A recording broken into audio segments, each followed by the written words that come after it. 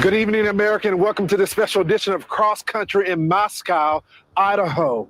Tonight, we are in front of the Moscow Police Department, and you may be asking why. It's been about 3 weeks since the horrific stabbing death of 4 college students at the University of Idaho. 3 weeks since we lost Zayna, Maddie, Kaylee, and Ethan. 3 weeks, and still the police have no suspect or person of interest. The community has been left in limbo, left with more confusion and more questions.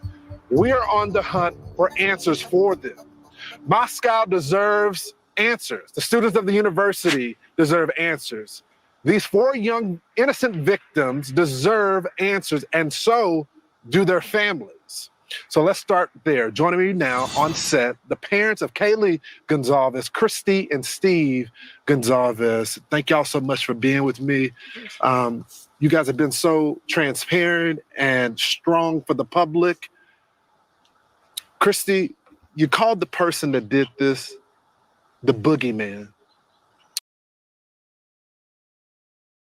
I hope like a DNA, family lineage, if they could come out here and just start taking, this town is not that big. We could figure out this, and it might not be him. It might be a family member.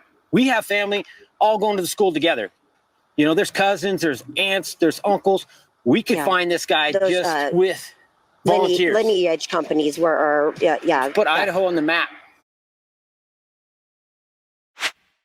So welcome back to my podcast. My name is Swamp Rose, and this video is part of a larger podcast where I cover the Idaho 4 case, otherwise known as the case against Bryan Kohberger. And we have so much to cover in this video, we got to get right into it.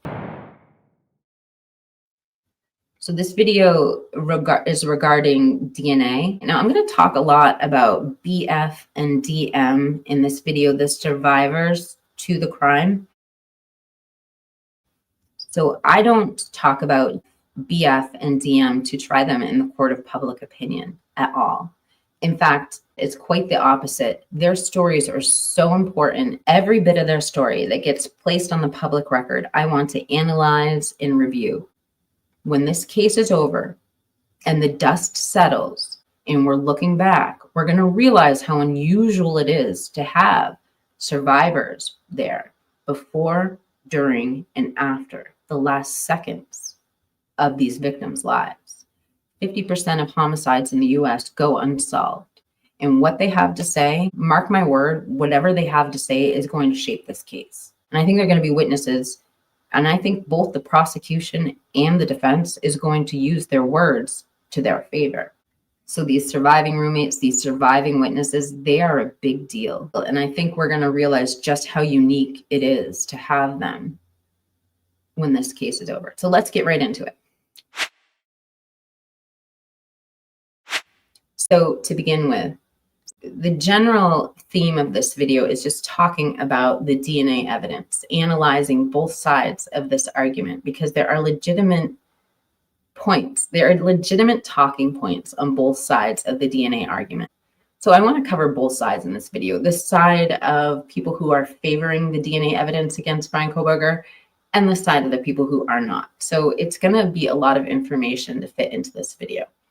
But I want to begin with the controversy. And I'm going to try and go chronologically as far as controversy. Legit casual, #KJB. Do you think the university cares about the victims and their families? Seems like complete disregard because of the demolition. All I can do is read the statement from this gentleman here, President Scott Green, University of Idaho, and he said that the house is a grim reminder of the heinous act that took place there. And then he says, this is the part here, quote, "While we appreciate the emotional connection some family members of the victims may have to this house, it is time for its removal and to allow the collective healing of our community to continue."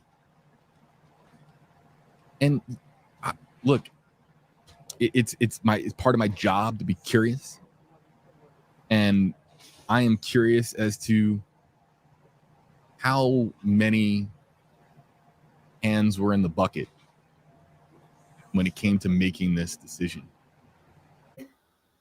So I started out with a soundbite regarding the demolition of the house. because I do believe that's the end of this timeline that we're talking about. Now we're just hearing what's going to be allowed in court.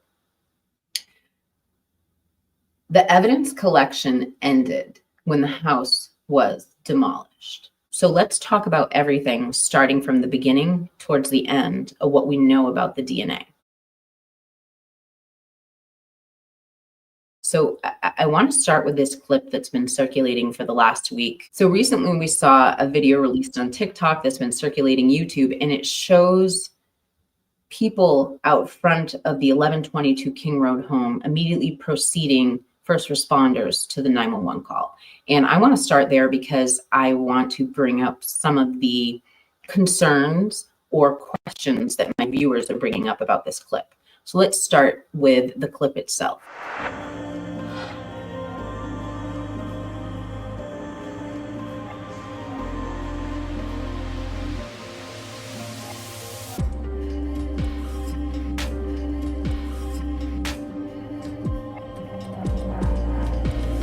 She shared how it was hard to watch from afar, and the university had sent out an email to the students to see what she told me, someone in a pink hoodie. She says that it's Hunter Chapin. So as you can see, people have spent time identifying who is in this picture. And really, rather than focusing on who's in the picture, I'm going to focus on who's not in the picture. And that would be DM. So I want to play you this news clip, and it has been feted by two separate YouTubers I know, one being Unfiltered Lucky and the other one being AR Hayes. This clip has been confirmed, where they're talking about a fifth victim, and it's fascinating. On Good Morning Northwest, tragedy on the U of I campus. 4 students dead, another in the hospital. The new information we're learning and the questions we're hoping to be answered. The initial report said that 4 were dead and 1 was brought to the hospital. So seeing these pictures and knowing DM wasn't there, and knowing that one of the roommate's cell phones was used to call 911, but it wasn't the roommate, it makes me think that one of those two was an unconscious person. Possibly that's why the cell phone was used by Hunter to call 911. So with that said, it's a possibility when we don't see DM in this picture. She could have been at the hospital. She also could have been at the police station for questioning. So could BF. We don't know.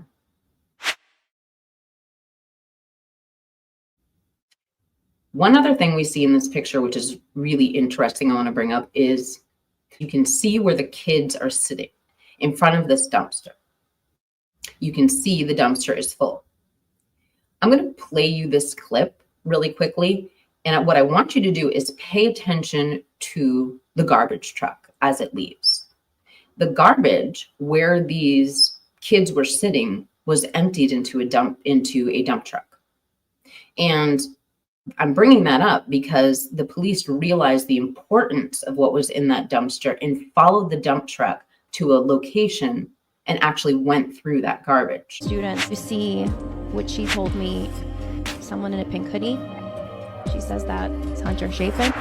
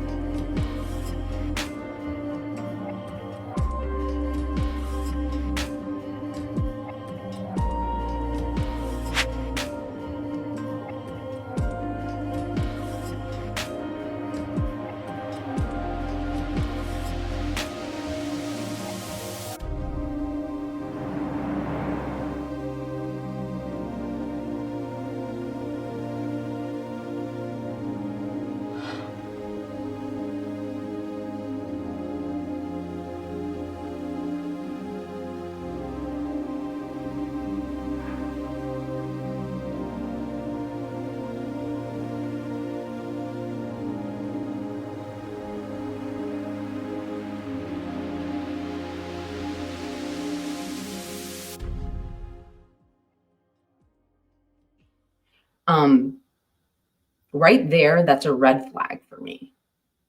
Why was the garbage pickup not halted from that crime scene? I know we've all questioned why there was garbage on the outside of the crime scene that appeared not to have been gone through. That was a direct quote from Kaylee Gonzalez's mother as well, that she felt Kaylee's trash had not been gone through in her room.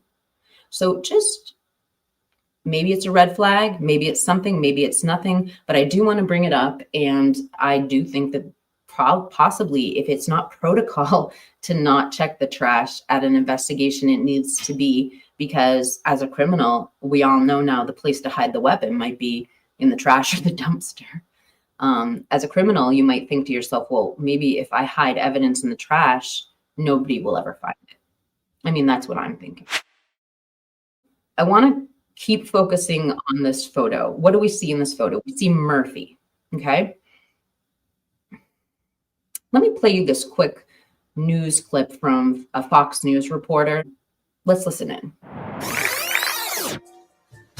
And doing everything they can, including talking to neighbors. I talked to some neighbors who live nearby here too, John, a few hours ago. They told me something that was pretty interesting. We've been talking about that backsliding door so much, but the front door, I'm told by a neighbor who walked by that morning who was coming back to his apartment, was wide open around 8:39 a.m. He told me that he gave that information to investigators, but we hadn't heard too much about that front door. And around 8:30 or 9 a.m. would have been a pretty good amount of time before police ever got the call that those students were dead inside. John.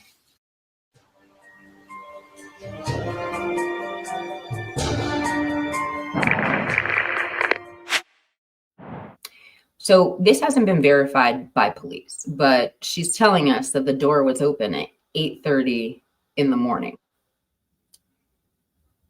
We learned from the recent hearings, Murphy wasn't locked in a room. Murphy was in a room with the door open, and all the other doors in the house were open too. The doors where his owner lay slain, where the girls that he was around every day lay slain, and he had no evidence on him. And he wasn't confined, but he stayed in an area. Now, fear can do anything to a human, to an animal. The fight or flight is real. So I'm not doubting that the dog could have reacted in this way. But if the door was open,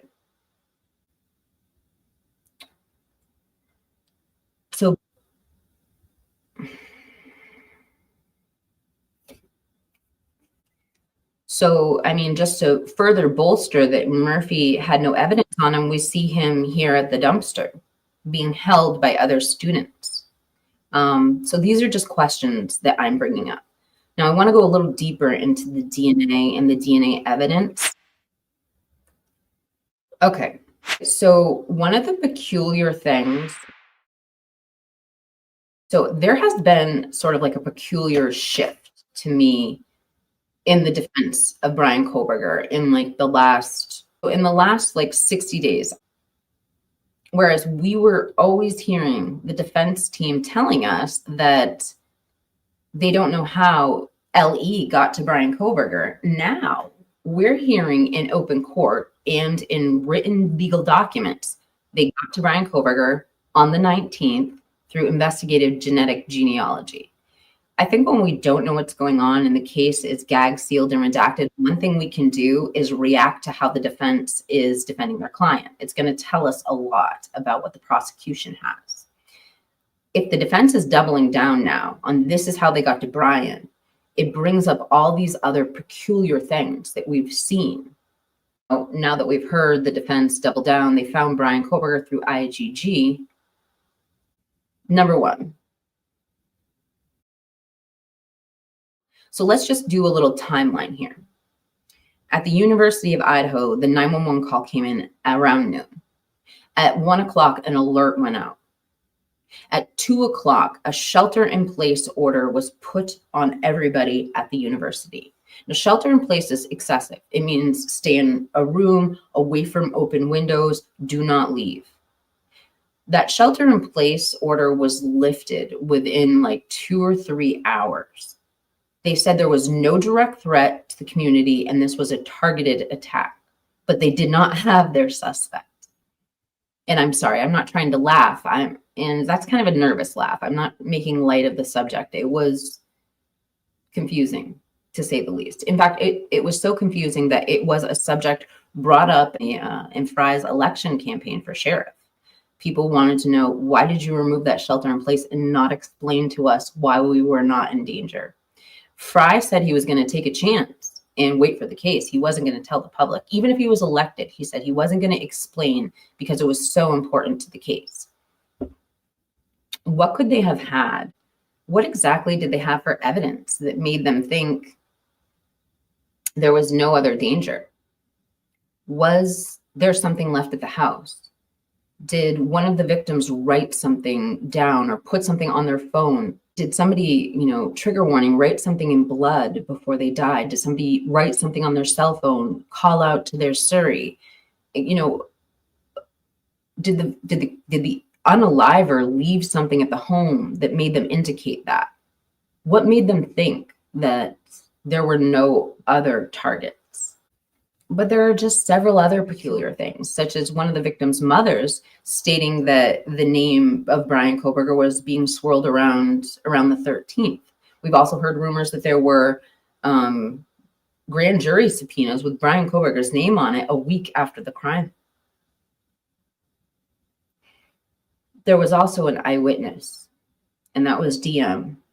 And DM was called in for questioning the day of arrest of Bryan Kohberger. And that just makes me wonder, was there a lineup? Did she pick him out? Did she recognize him? And if there was a lineup, did they use a mask over the face, or was it just showing the whole face? Or did they have a six-pack of other people that they showed? How was the lineup done? How did she identify them? These are just the questions I have. I don't know the answers to them. Now, we don't know who did the work. It's a giant secret. We know that by the time the FBI gets involved, the profile, the text file, that's a snip to use to try to identify somebody is more than twice as big. When it notes, we don't know who did any of the work. Now, with all of that said, and just watching the defense over the last, year or two, it makes me wonder, is Anne setting the prosecution up in some way? Why would she so drastically change the opinion that they don't know how LE got to Bryan Kohberger and then say they got to Bryan Kohberger through IGG on the 19th? Is she giving them slack? What is she trying to do? Is she trying to set them up in some way, I wonder? And likewise for the prosecution. Now, could it be that Ann Taylor is actually using that short timeline so she can prove that there wasn't a proper investigation done? I mean, after the line of questioning where she agreed to the 19th being when they got Bryan Kohberger's name, she did give a little smile. Could it have been a body language indicator? I don't know. So I'm going to play you this clip from Post Woke World. One of my mods, Mikey, sent me this clip, and it's really insightful. Let me play it for you. Turn my mic off.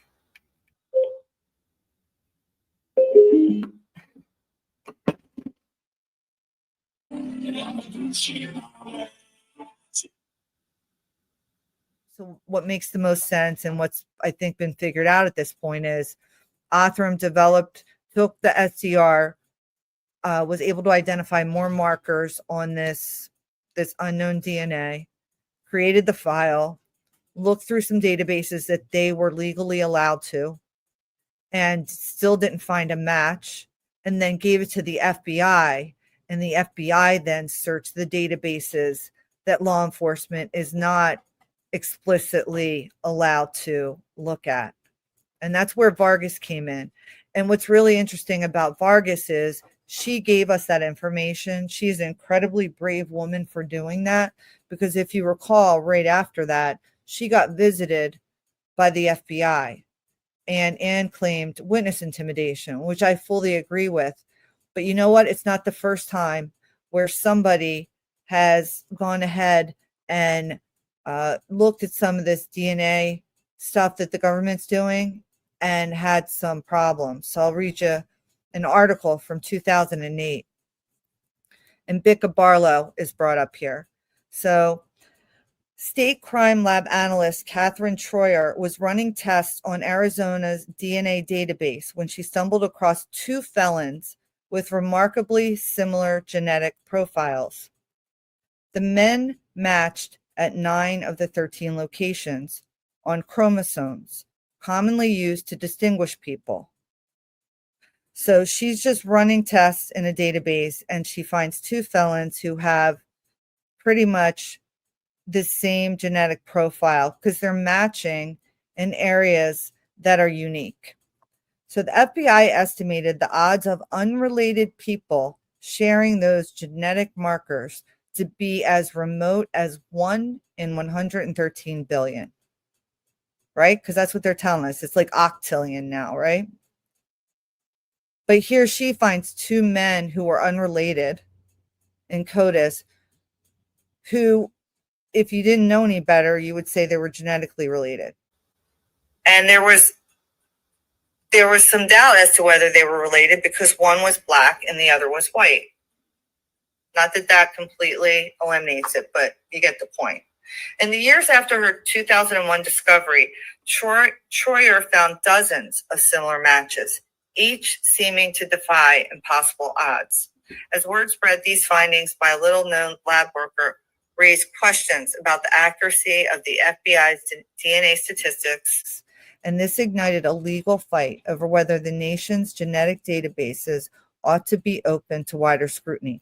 Now, we have to keep in mind, we're not talking about S&P profiles here, which are even more specific. This is STR. So if you've never heard debate about genetic genealogy testing, touch transfer DNA testing, that can be a very overwhelming thing to hear. Okay, so I'm going to try and give you both sides of this argument really quickly. Okay, so let's talk about the investigative genetic genealogy testing. So those rights, those privileges we give to those higher law enforcement agencies, number one, they're with the trust that they're not abused. And number two, they're under the guise that you're protecting the country.